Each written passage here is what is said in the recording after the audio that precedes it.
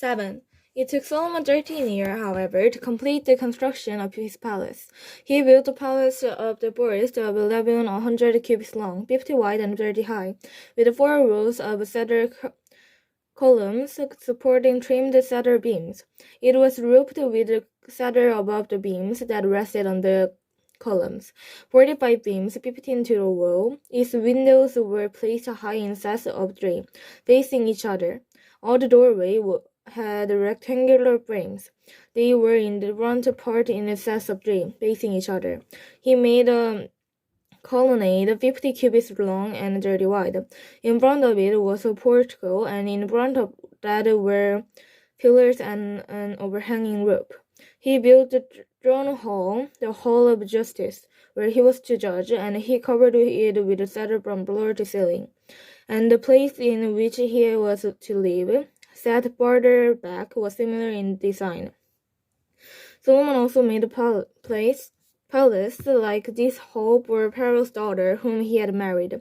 All these structures, from the outside of the great courtyard and from foundation to eaves, were made of blocks of high-grade stone, cut to size and trimmed with a saw on their inner and outer bases. The foundations were laid with large stones of good quality, some measuring 10 cubits and some 8. Above were high-grade stones, cut to size, and cedar beams. The great courtyard was surrounded by a wall of 3 courses of dressed stone and 1 course of trimmed cedar beams, as was the inner courtyard of the temple of the Lord with its portico. King Solomon sent to Tyre and brought Huram, whose mother was a widow from the tribe of Naphtali, and whose father was a man of Tyre and a craftsman in bronze. Huram was highly skilled and experienced in all kinds of bronze work. He came to King Solomon and did all the work assigned to him. He cast 2 bronze pillars, each 18 cubits high and 12 cubits around by line. He also made 2 capitals of cast bronze to set on the tops of the pillar. Each capital was 5 cubits high. A network of interwoven chains put stand and capitals on the top of the pillars. 7 for each capital. He made pomegranates in 2 rows, encircling each network to decorate the capitals on top of the pillars. He did the same for each capital. The capitals on the top of the pillars in the portico were in the shape of lilies, 4 cubits high. On the capital of both pillars, above the bowl-shaped part next to the network, were the 200 pomegranates in a row all around. He excavated the pillars at the portico of the temple. The pillar to the south he named Jachin, and the one of the north Boaz. The capital on the top were in the shapes of lilies, and so the work of the pillars were completed. He made the sea of cast metal, circular in shape, measuring 10 cubits from rim to rim and 5 cubits high. It took a line to 30 cubits to measure around it. Below the rim, regarding circled, 10 to a cubit. The guards were cast in 2 rows in one piece with the sea. The sea stood on 12 bowls, 3 facing north, 3 facing west, 3 facing south, and 3 facing east. The sea rested on top of them, and their headquarters were toward the center. It was a handbreadth in thickness, and its rim was like the rim of a cup, like a lily blossom. It held 2,000 baths. He also made 10 mobile stands to bronze. Each was 4 cubits long, 4 wide, and 3 high. This is how the stands were made. They had side panels attached to uprights. On the panels between the uprights were lions, bulls, and an cherubim, and on the upright as well. Above and below the lions and bulls were wrought of hammered work. Each stand had 4 bronze wheels with bronze axle, and each had a basin resting on 4 support, cast with 2 rests in each side. On the inside of the stand there was an opening that had a circular frame on a cubit deep. This opening was round, and with its basework it measured a cubit and a half. Around this opening there was an engraving. The panels of the stand were square, not round.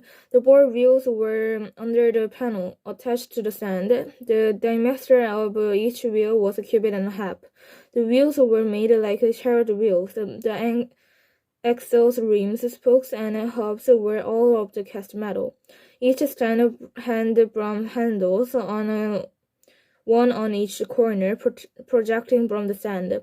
At the top of the stand there was a circular band, half a cubit deep. The supports and panels were attached to the top of the stand. He engraved cherubim, lions, and palm trees on the surface of the support and on the panels.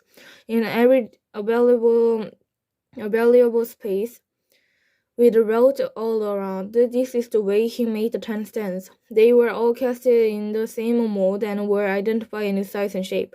He then made 10 bronze basins, each holding 40 baths and measuring 4 cubits across, on a basin to go on each of the 10 stands.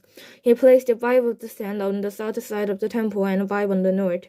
He placed the sea on the south side at the southeast corner of the temple. He also made the basins and shovels and sparkling bowls. So Huram finished all the work he had undertaken for King Solomon in the temple of the Lord. The 2 pillars, the 2 bowl-shaped capital on the top of the pillars, the 2 sets of the network decorating the 2 bowl-shaped capital on the top of the pillars. The 400 pomegranates for the 2 sets of the network, 2 rows of pomegranates for each network, decorating the bowl-shaped capitals on the top of the pillars. The 10 stands with their 10 basins, and the sea and the 12 bowls under it, the pots, shovels, and sprinkle bowls. All these objects that Huram made for King Solomon for the temple of the Lord were Persian bronze. The king had then cast in clay molds in the plain of the Jordan between Sukkot and Jericho. Solomon left all these things unweighed, because there was so many. The weight of the bronze was not determined. Solomon also made all the furnishings that were in the Lord's temple, the golden altar, the golden table, and on which was the bread of the presence, the lampstand of pure gold, 5 on the right and 5 on the left, in front of the inner sanctuary, the gold floral work and lamps on the tongues, the pure gold basin, wick trimmers, sprinkling bowls, dishes, and censers, and the gold sockets for the door of the innermost room, the most holy place, and also for the door of the main hall of the temple. When all the work King Solomon had done for the temple of the Lord was finished, he brought in the things his father David had dedicated, the silver and gold and the furnishings, and he placed them in the churches of the Lord's temple. 8. Then King Solomon summoned into his presence at Jerusalem the elders of Israel, all the heads of the tribes and the chiefs of the Israelite family, to bring up the ark of the Lord convenient from Zion, the city of David. All the men of Israel came together to King Solomon at the time of the festival in the month of Adar, and the 7th month. When all the elders of Israel had arrived, the priest took up the ark, and they brought up the ark of the Lord and the tent of meeting and all the sacred furnishing in it. The priests and the Levites carried them up, and King Solomon and the entire assembly of Israel that had gathered about him were before the ark, sacrificing so many sheep and cattle that they could not be recorded or counted. The priests then brought the ark of the Lord convenient to its place in the inner sanctuary of the temple, the most holy place, and put it beneath the wings of the cherubim. The cherubim spread their wings over the place on the ark, shadowed the ark and its carrying poles. These poles were so long that their ends could be seen from the holy place in front of the inner sanctuary, but not from outside the holy place, and they are still there today. There was nothing in the ark except the 2 stone tablets that Moses had placed in it and Horeb, where the Lord made a covenant with the Israelites after they came out of Egypt. When the priests withdrew from the holy place, the cloud filled the temple of the Lord, and the priests could not perform their service because of the cloud, for the glory of the Lord filled his temple. Then Solomon said, "The Lord has said that he would dwell in the dark cloud. I have indeed built a magnificent temple for you, a place for you to dwell forever." While the whole assembly of Israel was standing there, the king turned around and blessed them. Then he said, "Praise be to the Lord, the God of Israel, who with his own hand has fulfilled what he promised with his own hand them out to my father David. For he said, Since the day I brought my people Israel out of Egypt, I have not chosen a city in the tribe of Israel to have a temple built for my name to be there. But I have chosen David to rule my people Israel. My father David had in his heart to build a temple for the name of the Lord, the God of Israel.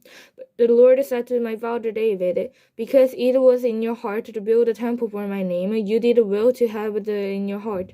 Nevertheless, you are not the one to build the temple, but your son, who is your own flesh and blood. He is the one who will build the temple for my name.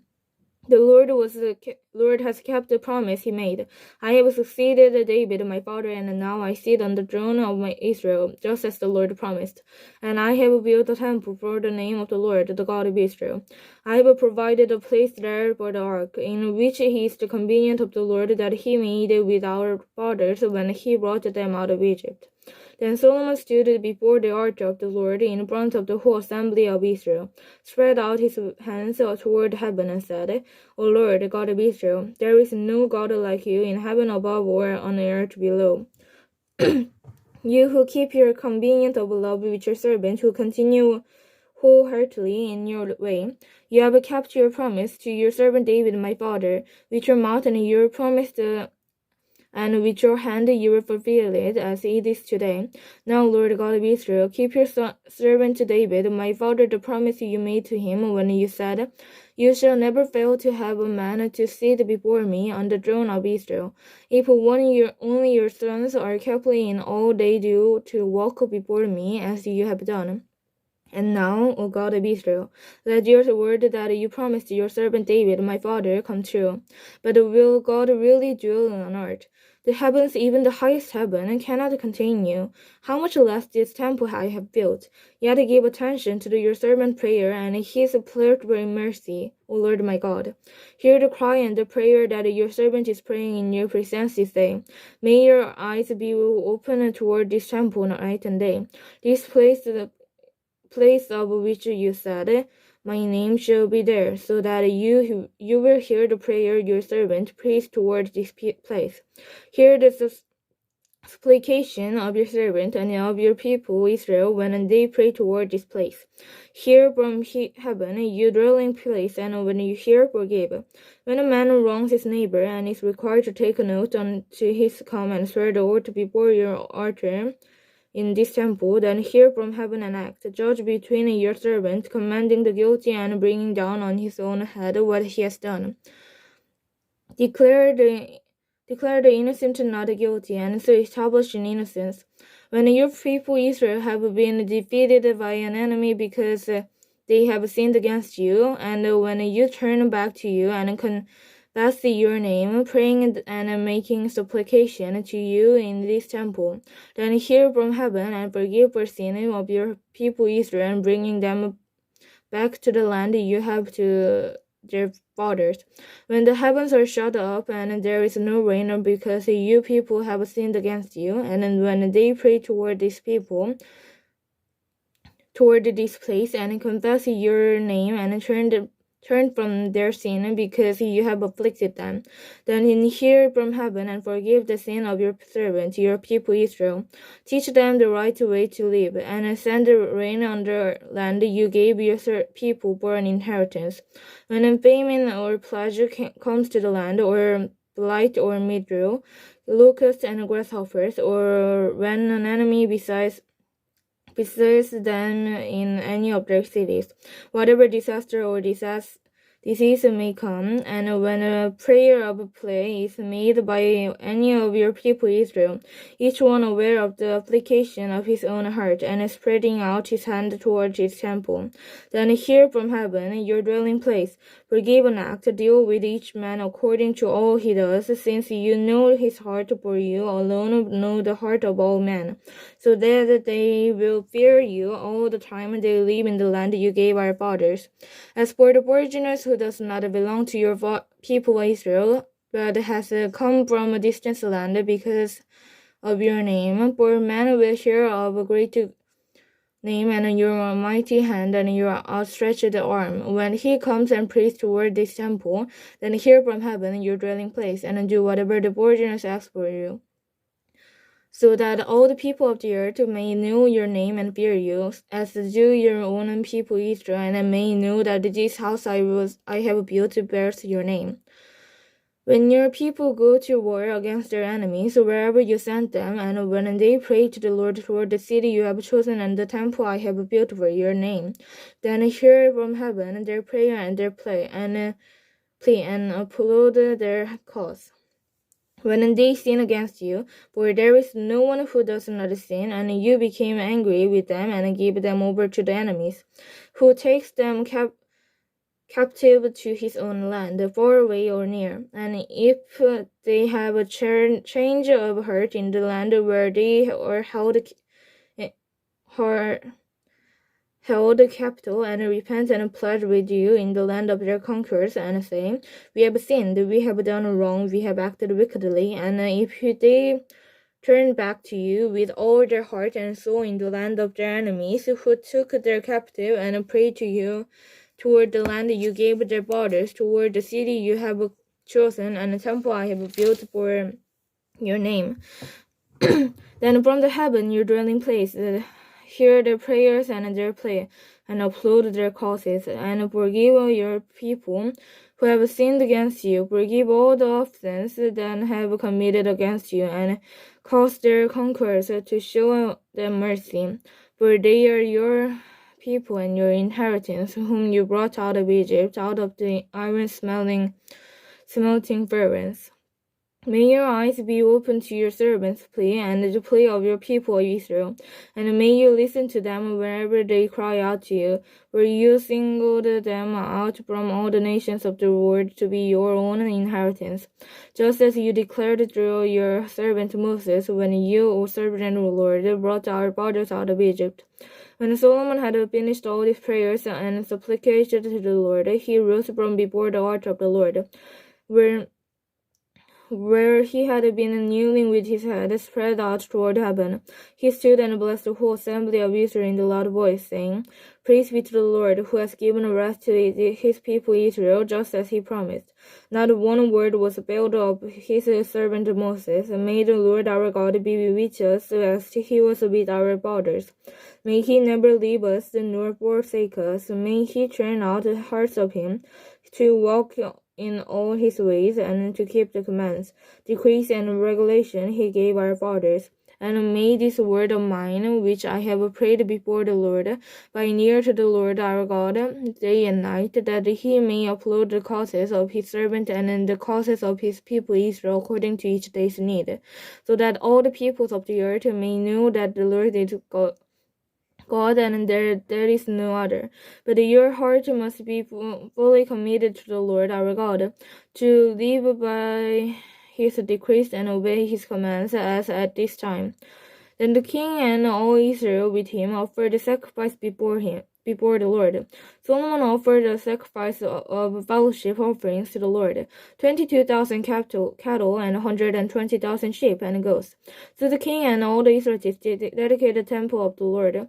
On the same day, the king constructed a middle part of the courtyard in front of the temple of the Lord, and there he offered the burnt offerings, grain offerings, and the fat of the fellowship offerings, because the bronze altar before the Lord was too small toward the burnt offerings, the grain offerings, and the fat of the fellowship offerings. So Solomon observed the festival at that time, and all Israel with him, a vast assembly, people who rebelled, hammered to the valley of Egypt. They celebrated it before the Lord our God for 7 days and 7 days more, 14 days in all. On the following day, he sent the people away.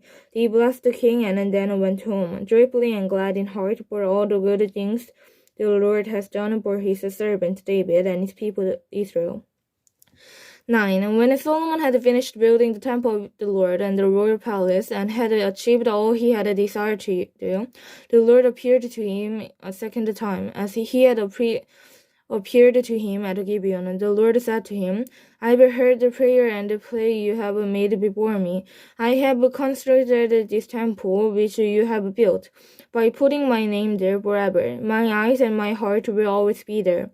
As for you, if you walk before me in encouragingly of heart and upright, as David your father did, and do all I command, and observe my decrees and laws. I will establish your royal throne over Israel forever, as I promised David your father when I said, You shall never fail to have a man on the throne of Israel.